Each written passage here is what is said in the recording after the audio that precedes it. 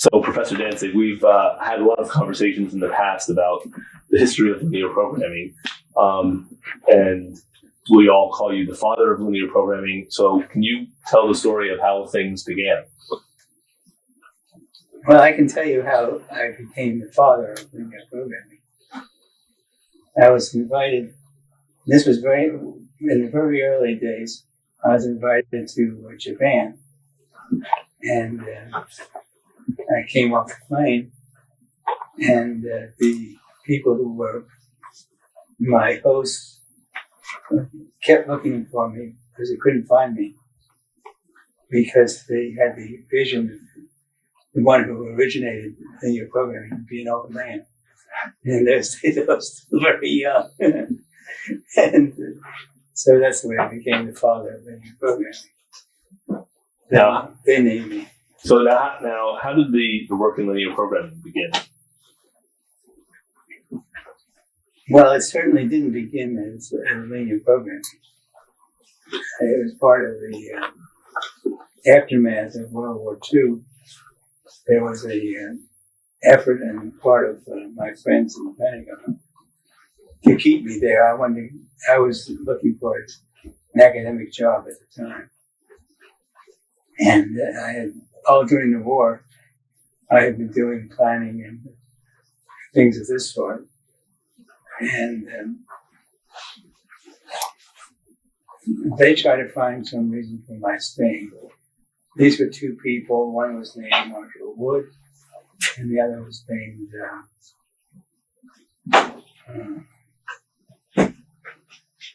escape me, Dal Hitchcock. That's the same Hitchcock as the Hitchcock? Not that. Not that different Hitchcock. Okay. I don't know what you're talking about. It's a Hitchcock. There's the Hitchcock-Koopman's transportation problem. No, not that one. Not that one. That Hitchcock was a professor at MIT, and at the time that he wrote that, it was towards the end of his life, and I think it was the only thing he did. Oh, okay. And I never met him. But he did exist in my time. Okay.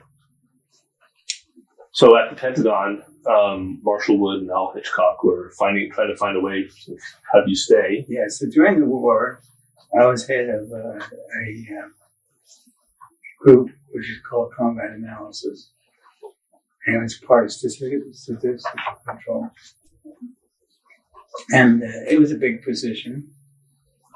And Tex Thornton was head of it. Later on became head of Litton Industries. And, I don't know if you remember, there's a new building near campus. It was a legacy of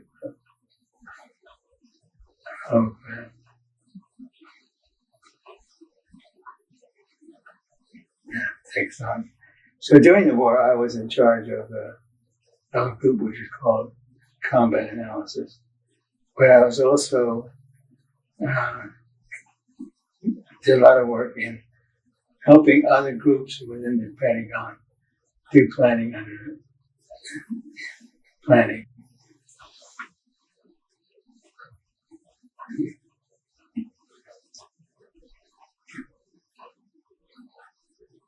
Then the war ended, and I went out to Berkeley to finish my PhD. That was one semester. And then I came back to the Pentagon because Berkeley made me an offer, but I didn't like it. It was too small. Or to be more exact, my wife didn't like it. It was a grand salary of $1,400 a year. She didn't see how we could live on that and then have a job too. So she said no. So I went back to the Pentagon to look around for another job. So I was actively looking in this was June of 46, Unit 46. I was actively looking for a job in university, and had received a number of offers and received a number of unoffers, and they looked for something that I might do, keep me in interest. And the idea came up to mechanize the planning process. Before that, in the planning, I was all done by hand. Now, what kinds of planning were they doing by hand at that time? Well, they were, if you want to know the war effort was an enormous effort. And it took place in a period of about 4 years. And by the end of the war, it was essentially doing the same thing, planning a whole country, done on an enormous scale. And we developed all kinds of special techniques for doing it by hand. So they were looking to plan the different operations in terms of deployment of forces and logistics. And that it was complete from the logistics of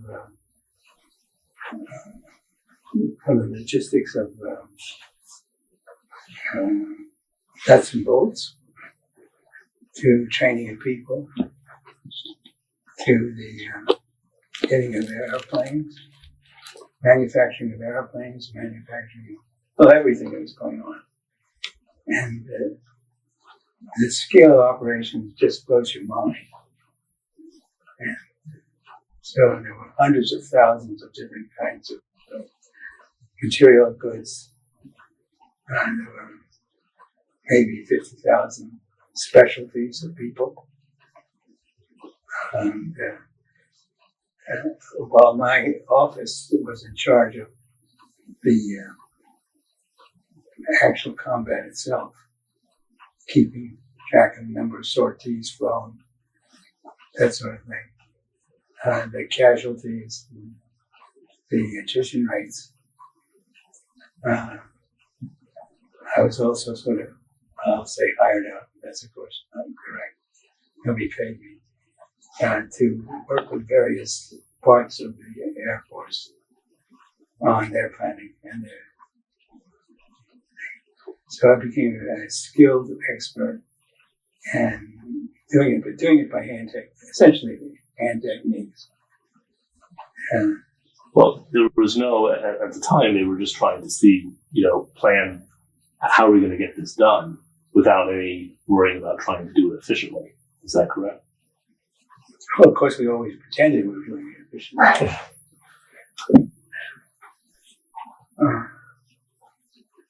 And so we developed various techniques. But at the end of the war, everything began to dissolve and break up. And people went their own ways. And their own ways meant getting out of the military work and going back to civilian life again. So my process of looking for a job after I finished my PhD was to find an academic job. But I looked at other places as well. Now, at the Defense Department, you began to work on the planning problems that led to one of the first papers, which was programming in a linear structure. So what were there specific models that you had in mind at that time of the development of the linear programming model? They paralleled very closely what was done in the military planning. In other words, we weren't trying to depart completely from the planning process that the Air Force was using.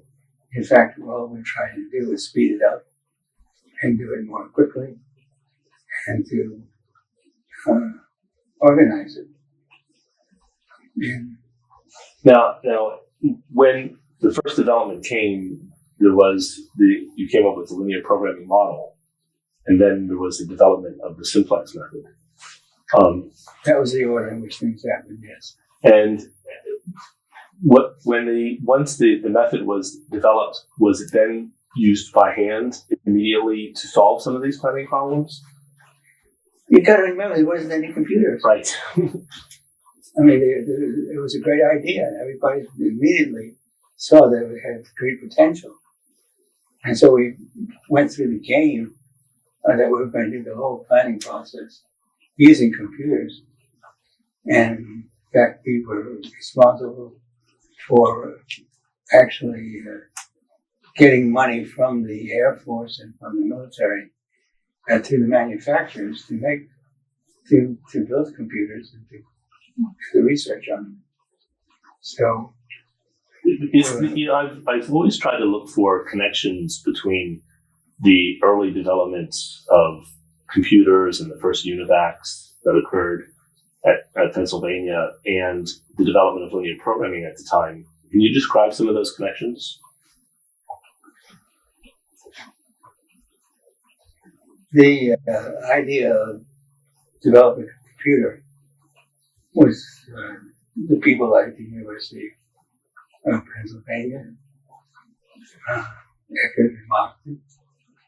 Eckert, and John Mockley. I think John was his first name. Were some of the computers that were being built by the manufacturers then built really for the applications of linear programming? Yes. And of course, there were other people that had different ideas.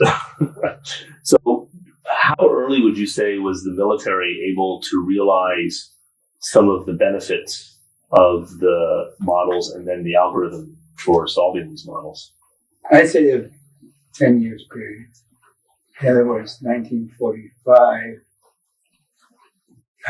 saw the beginning of this field. Now, but it wasn't until 1955 that any of the computers really worked. Right. So, but prior to that, there were problems that you solved by hand. All problems were solved by hand. So, can you tell us sort of about the first applications of linear programming that you did solve by hand?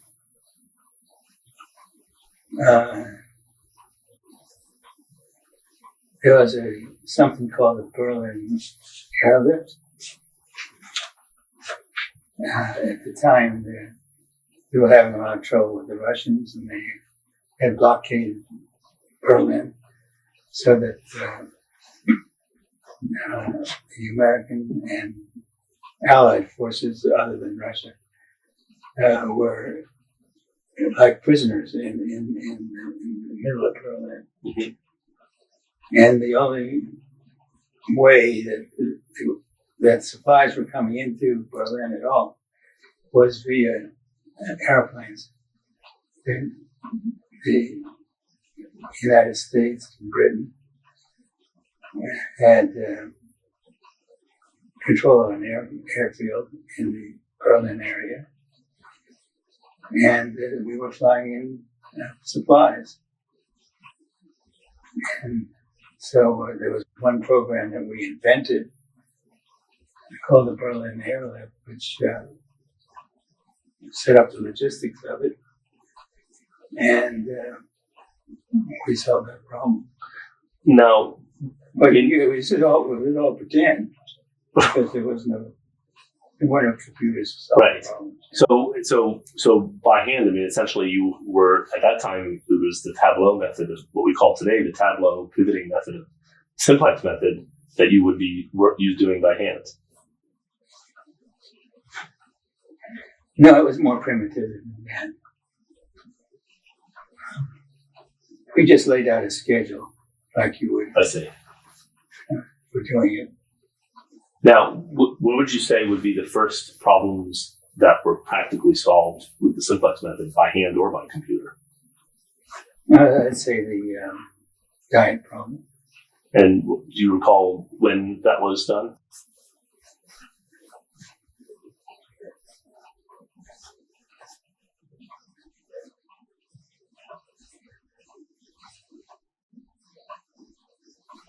I think it was done early in the 1950s when I was at Rand Corporation. Okay. And now, and would you say when that particular problem was solved, was that also done by hand, or was it? There was a man by the name of Stiglitz, and he wrote a paper called The Diet Problem. Right. And he also outlined how he solved the problem. And he wrote it up. So, and how he guessed the problem, how he guessed the optimal solution. Mm-hmm. So one of the first things that we did is that I was looking around for a problem to illustrate how this simplex method worked. And I got in touch with some friends I had and from the Bureau of Labor Statistics. One of them was Jerry Cornfield, another fellow named Dwayne Evans. And we all met, and they suggested that we try that on the diet problem. And I tried to get a hold of it. And Jerry Cornfield said that he had prepared material to be for it. He would get it for me. So he got me part of the problem. Then I had to go to the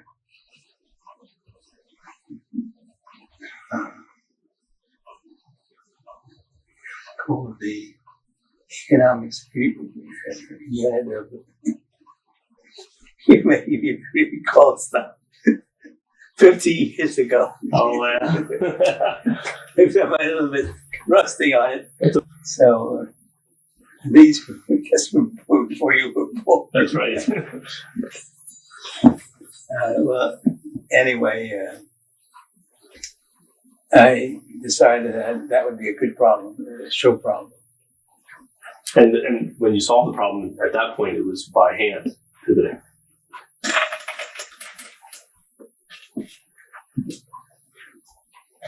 Yes. And so it was just a bunch of people working together to do the arithmetic. And there's a fellow that worked for the Bureau of Standards. The Bureau of Standards had a group of a computation group located in New York City. And so I arranged with a fellow by the name of Jack Laderman to have the computations done. And that was done by hand in New York City. And what Jack Laderman did is he got, let's say, 30 different people working on it at the same simultaneously. So we had a parallel operation going on. And so the problem had about, as a linear program, it had about 10 rows. And it had about close to 100 different foods. And the diet problem, you would select the optimal diet.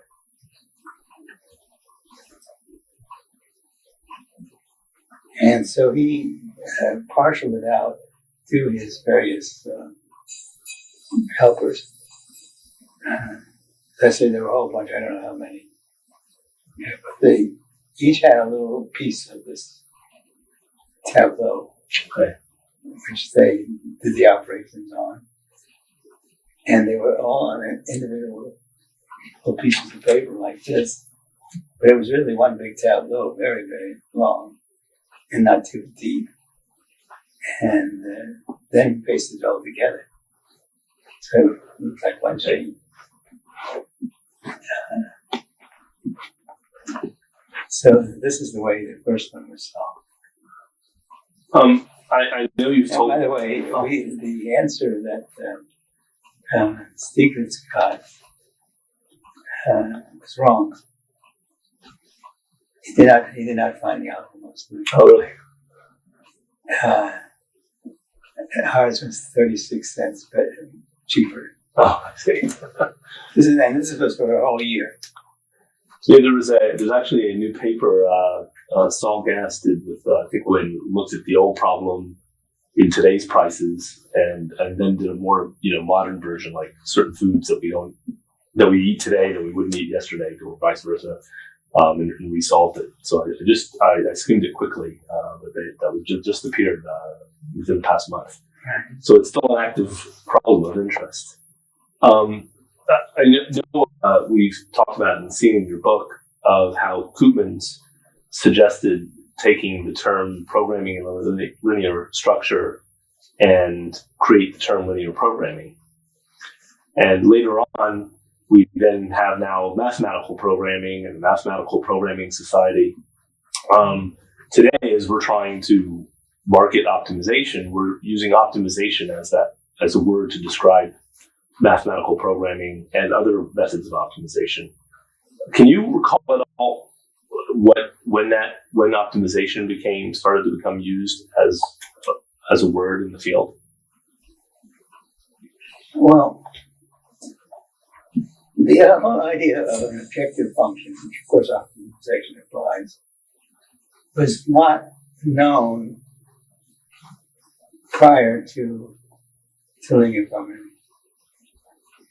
In other words, the idea of optimizing something was something that nobody could do. Nobody tried to optimize.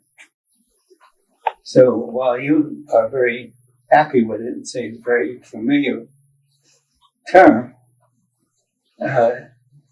optimization just meant doing it better than somebody else. Mm-hmm. And the whole concept of getting the optimum solution just didn't exist. And so my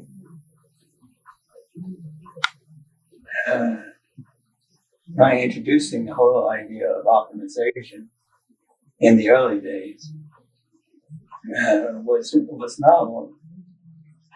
Well, it was with respect to introducing the objective function over the set of constraints. If you talk to somebody, they acted like, well, yes, this is optimal. This is better. But it was only in the sense that it was really better. And the fact that it was, you're talking about it in the mathematical sense of the optimum, just was not part of the realistic vocabulary. So, and in fact, you're in your letter to me, stressing the idea that this optimization is a popular term these days was a surprise. Because I don't think of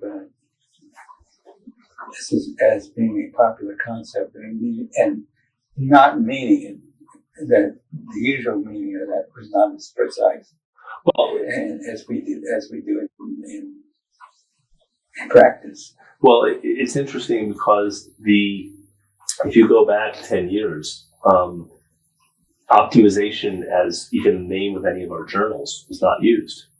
The Mathematical Programming Society has the society in the journal. And I recall a talk once by Margaret Wright that I heard about 5-7 years ago, where she said, one of the smartest things we ever did was start using the word optimization, because now we can explain to other people what it is that we do. And so it's one of the reasons, and I think, as I've been talking more now to lay people and keying on this word, it's been helpful, because if I went to them and said, we do mathematical programming, they have no clue what we're talking about. Going back to the time of the invention of the simplex method, what kinds of people were you working with at that time? Well, let me say a few words about this word, mathematical programming. One of the people that was at the Pentagon in those days was a chap, an economist, well known, Harvard professor eventually, And that was Robert Dorfman, Paul Dorfman.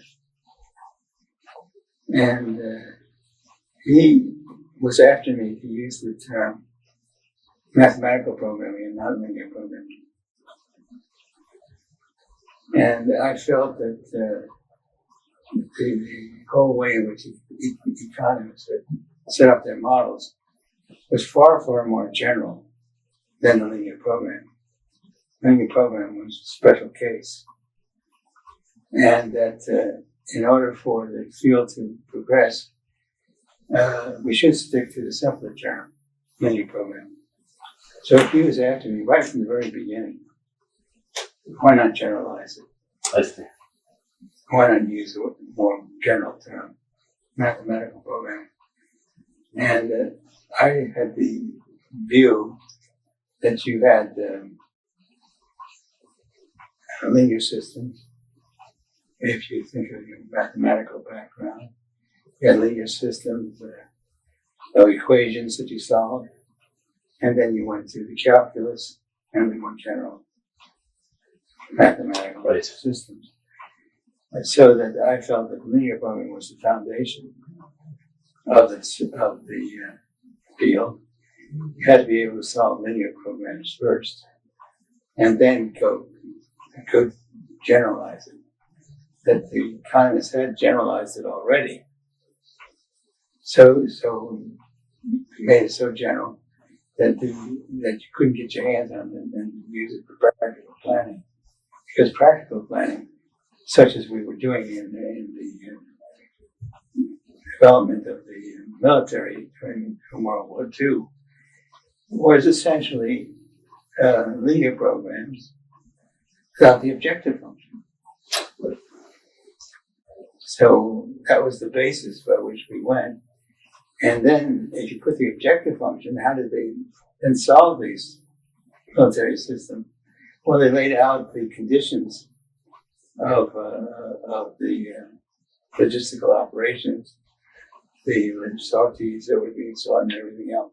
And these are all linear programs, but they didn't have anything that was driving them. And how did you then get something to drive? Well, you got a military general to say, well, the objective of our objective is to do the following. So you had all kinds of special rules for achieving an optimum solution, what they defined to be an optimal solution. And they kept thousands and thousands of special rules.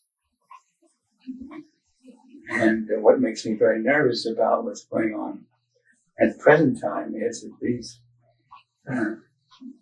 computers are so powerful that you can introduce all kinds of special cases, special conditions on the system. And it's closer to the way old-fashioned planning was done. It's introduced many, many rules. Let's see. Part of the system. And then I said to myself, well, we can't work with all these rules. Because what it meant is that you set up a plan, and then you had so many rules that you had to get the resolution of these rules and statements of what they were, and you'd have to be running to the general and to his assistants and asking them all kinds of questions. What do you want to do? What is your purpose? Of course, the general question is, if you ask, what is your purpose? Well, you say, well, the purpose is to win the war. Right. And what do you mean by winning the war? Well, it meant, if you were a Navy guy, it meant building battleships. And so that replaced the objective. You say, well, we're going to build battleships, and the next question is, how do you build a battleship? And the guy will say, well, we've got to make them 3 inches thick. So that became another objective. And so on and on and on, there were these objectives for added in. Because on top of the linear programming, you tried to drive the system by something. And these were ground rules. These were called ground rules. Now, what would you say brought the word programming into it? I mean, was that a word that was used a lot in the military? Yes. It's just another word for programming. Is just another word for planning. Right. I mean, it's interesting. This is the program. We're going to have these. The program was essentially a sketch. And it's interesting today because the proliferation of the computer and computer programming, people then don't understand that we're talking about a different kind of programming when we speak of mathematical programming. That's right. The word programming was used and was linear programming was in vogue before programming computers.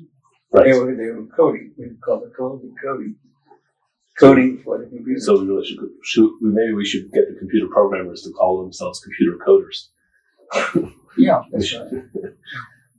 What kinds of ideas would you say that you worked on, lines of research, didn't work? Well, of course, my beef is, and I read your letter very carefully, but I didn't see it anywhere. It said no, nothing in there about the words uncertainty, planning under uncertainty.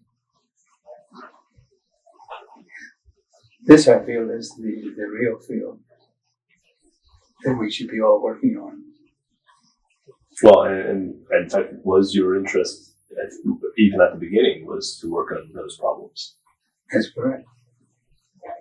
And I think we've made good progress in that regard. But I think even today, our ability to compute on those problems is still a challenge. Well, I think you got the first base here. Yeah. What people in the field have you admired from? I mean, really, not. I would say I know you've taught a lot of students, including myself, but you've also had the people that you worked with at the time that you admired for the work that they were doing.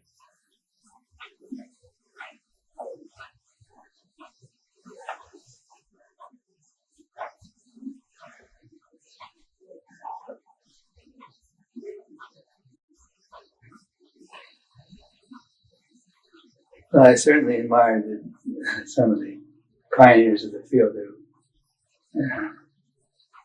who early realized that it was a field of great potential. So that would be Al Tucker, who you mentioned, and that whole Princeton group, which consisted of David Yale, Al Kuhn, Dwight Shapley. They were early pioneers in the field. Then the economic group, which were headed up by Charlie Koopmans. Charlie was at the University of Chicago at the time. Then he moved to Yale. This book was found in Germany. We couldn't find it anywhere around here, but it was found in Germany by someone who is currently writing a PhD on this very subject. This book is a remarkable book. It's called Activity Analysis of Production. Activity Analysis of Production and Allocation. It is proceedings of a conference held in 1949.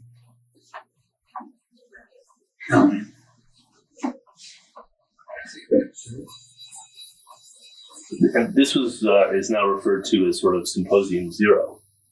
This is Symposium Zero.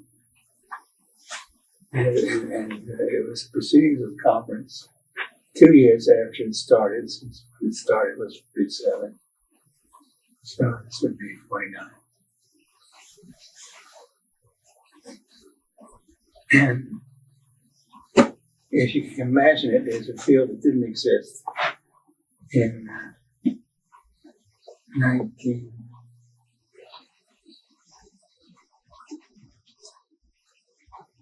Didn't exist in 1947, just started. Right.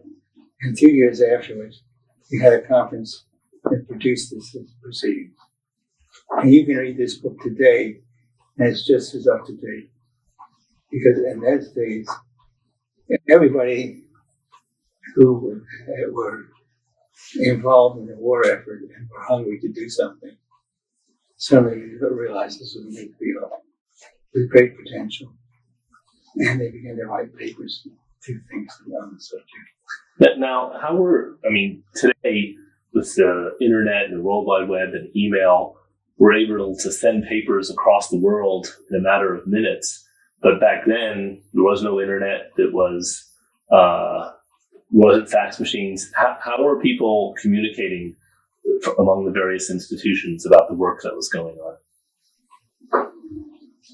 Very quickly. Very quickly. But you would just have personal meetings, people going by train from institution to institution? And they would, from time to time, we would have meetings. For example, this was in 49, but it was decided very early to have another meeting soon. And soon meant 3 years. So, like, for example, the one that you went into in Atlanta. And where was it? We were in Atlanta last August. Lausanne. Lausanne, that's right. It was one of, 13th or 14th or 15th Right. meeting. But that has been going all the way down from the first one, which was this one. And yet in 3 years from the beginning, it was 2 years from the beginning, people who were involved in the war effort and who had some kind of job, but not what they really wanted to do. And so they were looking for a new outlet, something different. So Koopmans, who was an economist, he was at University of Chicago, Coase Foundation, and he was very influential. And he introduced a lot of people to the whole field. For example, Ken Arrow, which is one of the first people who got the Nobel Prize in economics. He was the second one to get it, the second or third, was there at this conference. And wanting to look up and just read you some of the names of the people who were involved. Ken Arrow was there. George Dantzig was there. Robert Dorfman was there. David Gale was there. Just reading you the names of things, people I think you would really know.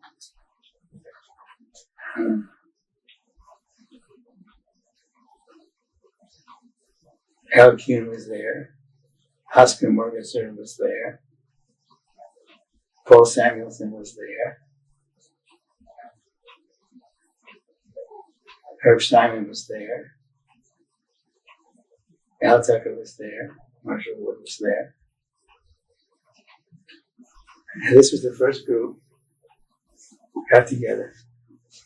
And it was all exactly 2 years from the start. So that must have been pretty exciting. Well, we all knew that we were on to something. I guess this was a pretty significant event, but if you look over the history now, going back 54 years, say, what project or event would you say has made you proud of what began back then? Well, if you ask the question, did we visualize that it would evolve as it did? We all saw that the computer was going to be something. And in our mind's eye, the computer was not much different than it was today. It seems hard to believe, Yeah, right. but it's enormous increase in speed that took place. And if you ask, well, do we visualize it, we can speed up like that? Well, probably not. Yeah. But you knew that it had the power to eventually to solve these kinds of problems. Well,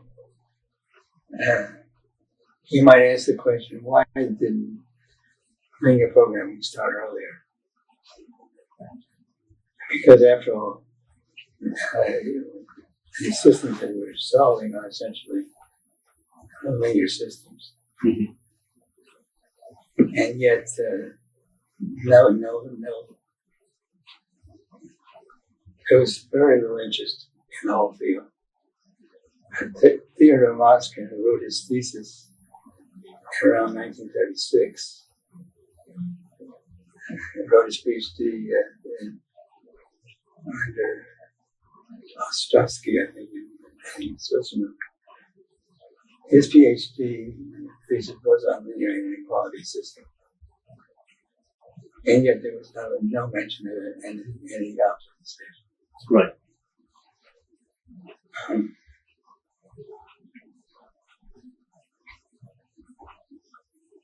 No book quite going on the subject, but anyway. Well, I was asking, what would you say has been the thing that you've seen that makes you sort of proud of the field?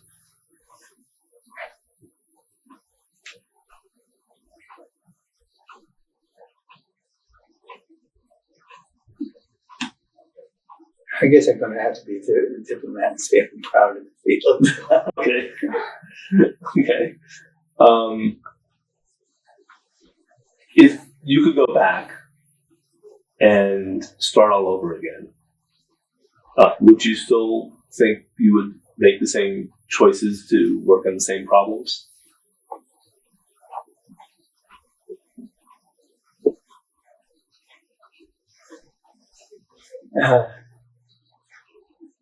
I guess the answer is yes. Are there some lines of research that you've tried that you said that you've regretted and said, oh, we spent too much time here. I wish I'd recognized that earlier. I mean, so as a mathematician, I always found, you try that proof and you spent a few months and you say, this isn't going to work. And then all of a sudden you have the insight of how to solve the problem. Or do you recall things along those lines? I made a mistake, and I guess if one moves along with one's successes, and quickly forgets one's failures. Failures, yeah. What would you say is you talked about in the future of seeing that you'd like to see more planning under uncertainty. Do you think that that's sort of the next big step for optimization to take? I would like to see it that way, yes. How would you explain optimization to people who haven't heard of it?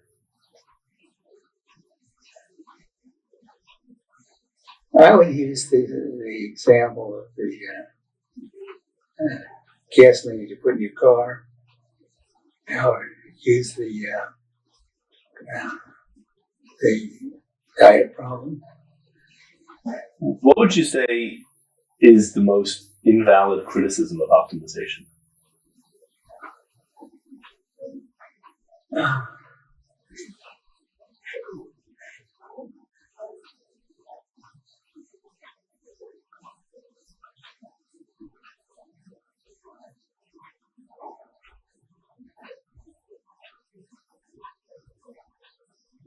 I would say that not. How do you know what the planning factors are? They would criticize the formulation. Okay. And turning that around, what would you say the most valid criticism of optimization is? If it was really seriously developed, you could change the world. What do you think has made optimization being held back from becoming more popular?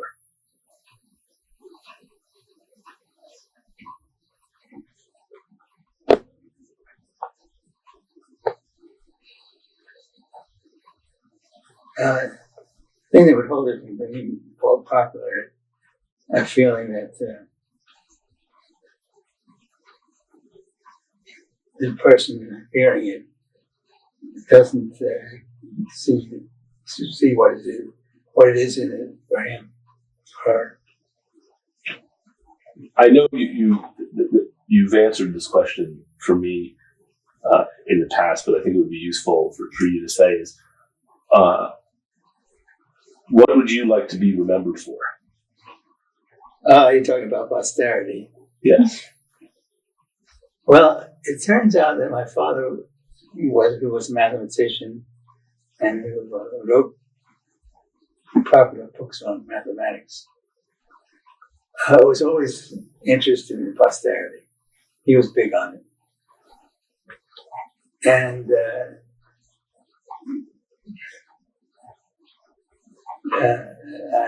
I'm not big on it. I'm not big on it. Well, I'd like to say it would be nice to think that I would be remembered for something, but I doubt it. well, I don't think. I think the field does remember you for a lot of things, and I recall a conversation I had with you a number of years back where that it wasn't the simplex method, but it was the creation of an objective which we talked about earlier, that you felt was really the key contribution. I was just about to ask you. You had mentioned that you had some papers and things that you wanted to show. Well, in this has to do with my. If you get that red book over there, and in the foreword,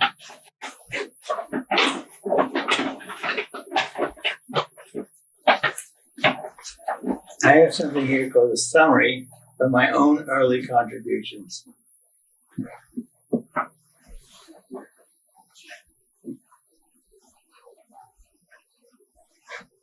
And the first thing is the recognition that most practical planning relations could be reformulated as a system of linear inequalities. So most of what we do with planning, you could be restated as a set of linear inequalities. Before that, it was just people would say, what are the rules? What are the conditions? But not recognize that what they really were setting up was a system of linear inequalities. Mm-hmm. So the very fact that you could formulate it that way. Another way of saying it is that you have columns, which are activities, and those are the inputs and outputs of various things that you put into the different things that you do. If you're talking about food, you're talking about the vitamins and minerals and different quantities of things that go into it in fixed proportions. Mm-hmm. And if you're talking about business, almost anything that you do there can be broken down into parts, and those parts are statements of inputs and outputs to various activities. Mm-hmm. And that you have a certain quantity of them. So it's a statement of that kind. So the fact that what we're talking about, our linear inequality system, well, that was actually recognized by economists. But they went ahead and said, well, let's make it more general. And so they generalized the hell out of it.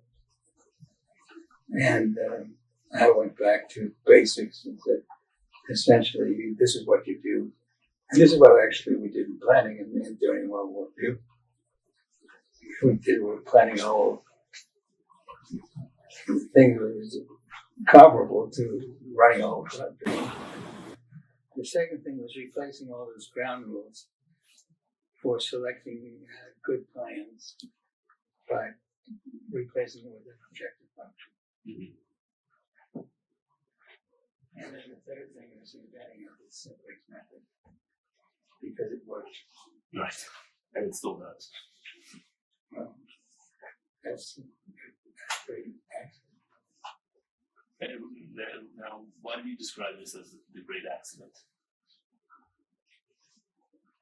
Well, I certainly, when I worked on it, I didn't think that, I thought the old fashioned techniques for optimization, the whole concepts of it. One of those would win out. So, what were some of those techniques?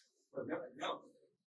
Once I realized that the simplex method was essentially going around the outside of the convex body to get to the optimum, it seems to me that the interior method should work.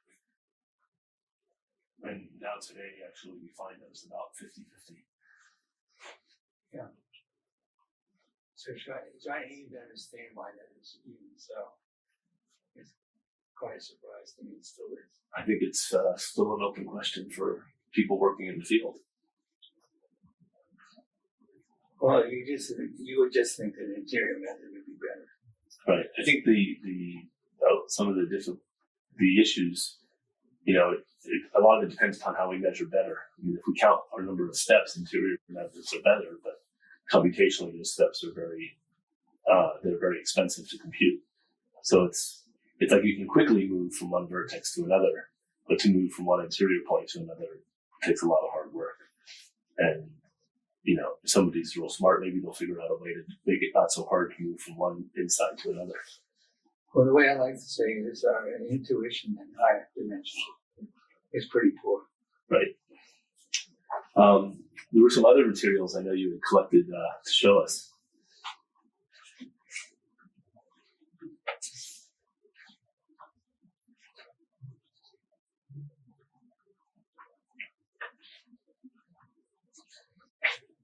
I found this. This is by my friend Andrew Bassany. And he's trying to explain how my wife upstaged me. So, and I think I've heard the story, but would you mind retelling it?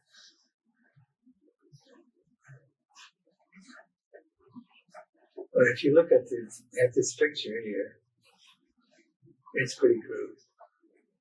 You see vinegar, you see molasses, you see bran, and you see bouillon, meaning bouillon cubes.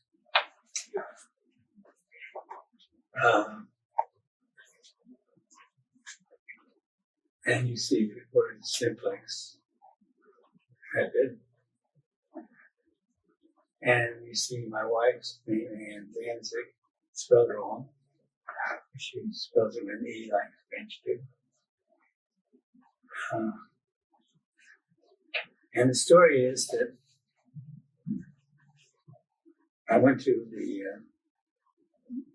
the Pentagon in 1952. And when I was at the Rand Corporation, I decided to use the simplex method and linear programming to solve the diet problem, but not just the diet problem that Stiegler wrote up, but to apply to myself, I moved it overweight. And so I called up my wife one day and I said, we're going to solve the diet problem for me, George Dantzig. And I want you to be ready when we run it to cook supper and prepare it according to whatever the computer says. So it was getting late in the day, and finally Anne calls me up and she says, "Well, what's for supper?" what's this number? And I said, well, we ran the program, and it said, I gave a list of things, and among other things was, the first one on this list, vinegar. And it was a couple of gallons of vinegar and some other stuff was the optimal diet. And I said, well, you just have to take vinegar out as a food. And that ended that day. So the next day rolled around, and I called her up and I gave her the list of stuff for supper. And among other things was bouillon cubes. You know what bouillon is? Good stuff. Looks like a French thing, French word. So anyway, bouillon cubes was on there, and it was something like a couple hundred bouillon cubes as part of the diet. So they were cheap but nutritious. So cheap? Bouillon cubes are not cheap. Oh. I don't think they anything would accuse them of being cheap. So I answered, well, I'll get you the bouillon cubes. So it said, and you could be prepared to go to the hospital. So I put 5, I said, well, if you were going to get a couple hundred bouillon cubes in a day, we're going to start with 5. So we put 5 on them, and I even tasted 5 bouillon cubes. Oh, if you don't dissolve them, then you put it in hot water. You put it in, you pour hot water on it, and it's pure salt. Salt, right? It's so salty you just wouldn't believe it. And so I decided that maybe 2 bouillon cubes was about the limit that you could use. And so again, bouillon cubes got out of there, and vinegar got out of there, and the next thing that came up was this one.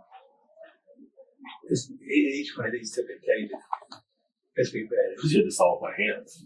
Well, we were solving it on unmanned computers. Okay. But it was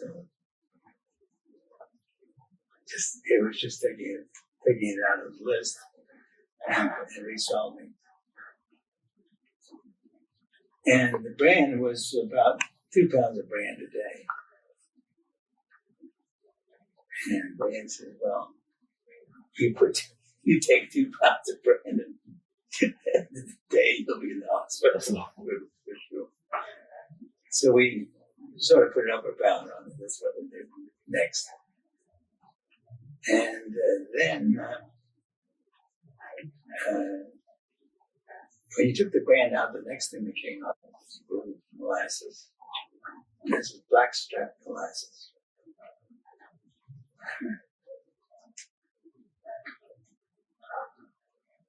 And I think molasses is what's used to make sugar, isn't it? Yeah.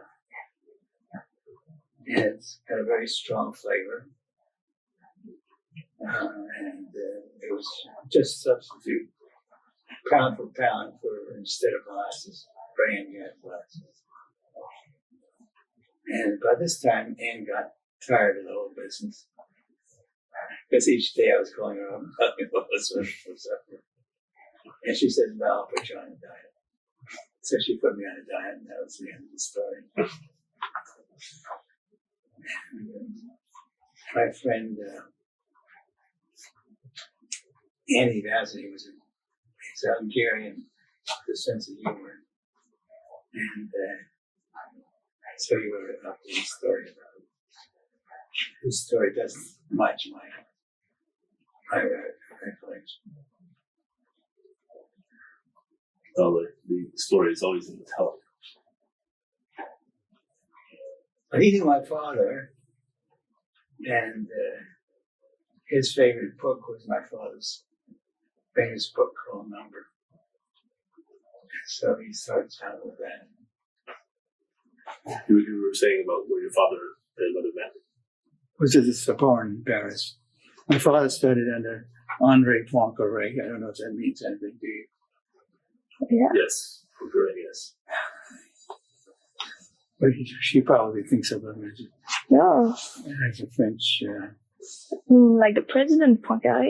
Yeah, he was a brother of Andre Poincaré. Okay.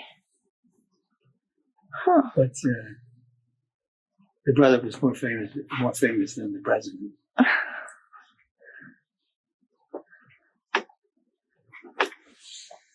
So the baby is you? That's supposedly me. I don't remember it, of course. Now, how about some of the other things that you have here? Well, this is probably the most important thing. This is the National Medal of Science, and it was presented to me by the President of the United States. His name was Gerald Ford.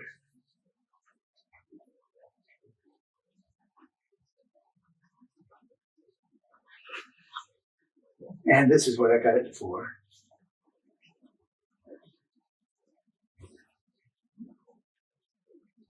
And you can see it's a long time ago. 1975. It's not too long.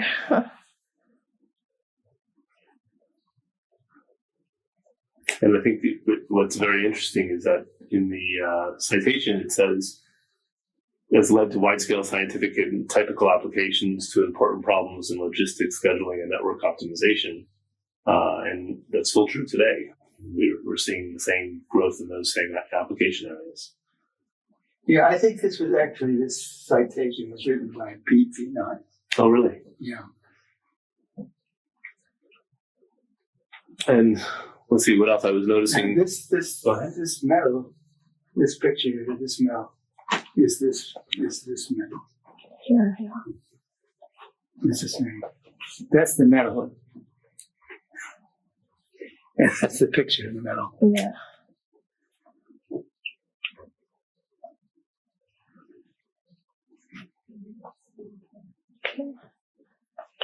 This particular one over here was given to me by the head of the War Department from my work during World War II. Oh, so this was shortly after the war? No, that was during the war. During the war. Oh. Okay. Okay. This fellow here was given to me by the English. This one? Yeah, the English Operations Research. Right.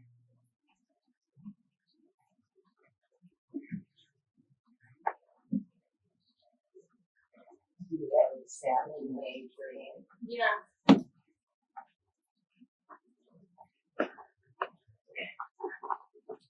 From, I think it was University of Maryland. Okay. Right, now you're It was a Phi Beta Kappa, I don't remember. it's Phi Kappa.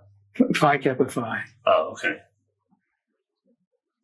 Right, I think the other one on the right is Phi Beta Kappa, if I'm reading right correctly. And then then on the bottom is the von Neumann Theory Prize. I think it was the first von Neumann Prize was given to you. Although I wouldn't know. It was before I wouldn't know. Is that an accurate likeness of von Neumann?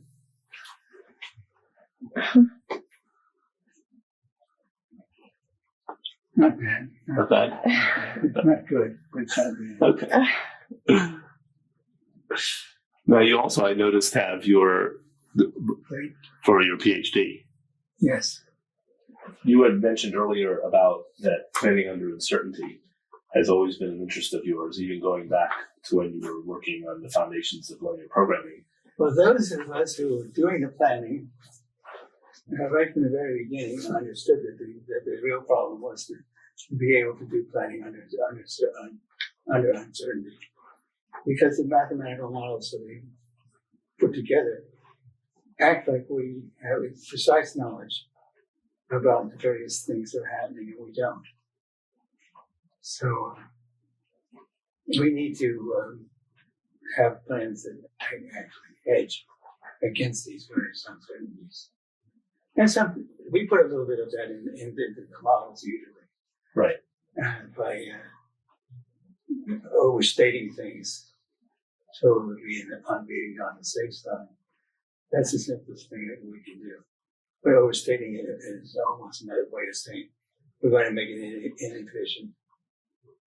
Now, would you say, I know there's been a lot of progress, especially over the past 10 years, within the research community on planning under uncertainty.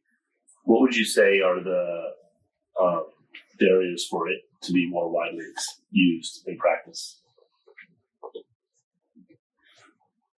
There's a tendency to do economic planning. For example, in this country, we're no longer making steel in this country.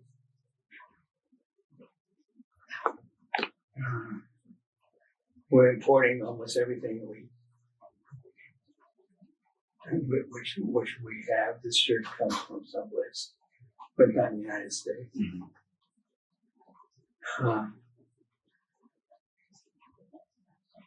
In other words, we don't really hedge. We don't really protect ourselves in case of major emergency. One day we are paying low rates for electricity, and the next thing you know, it becomes short.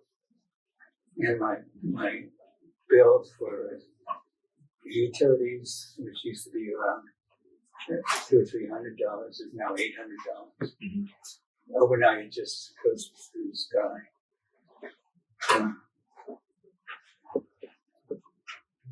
A lot of things which they call globalization to me look very, very dangerous from the point of view of just protecting the country. I see our country losing all kinds of skills.